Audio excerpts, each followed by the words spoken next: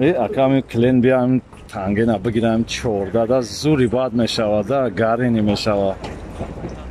علیوش چی خیلی برای چیکار؟ روزی رو سلامتی چیکار؟ میدونی یک مسئولیت علیوش جون باز نمیشه یک کلین میان همین تنگه مرا میخرم فهمیدی؟ چندی میتکو تا نرخ زیاد میکنی مرا فهمیدی خوبه؟ همین چندی گفت 1000 چندی ما زیاد بگو نه که پدوادید نکنی علیوش جون مایلی داد جونم زنی اوز بیستد کلین بیویا بعد نصیب باشه چخشم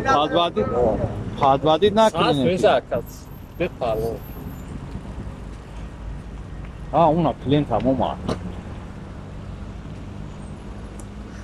علیوش گاید مرا فهمیدی خویا؟ استواک اصلا بفهمم تمام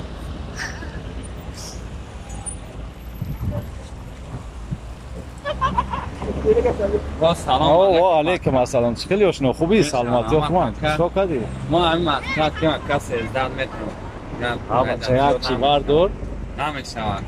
خیلی بیست یک کلینت دیگه است همینجا اون مایل همینجا گوش کنیم علیوش ابرکا خیلی کلینت 13 دو چند متر تو 13 که های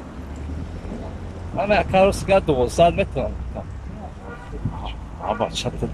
دیوانه چی تی بچه تو باید وارداری نالخه کانس سنشان 200 متر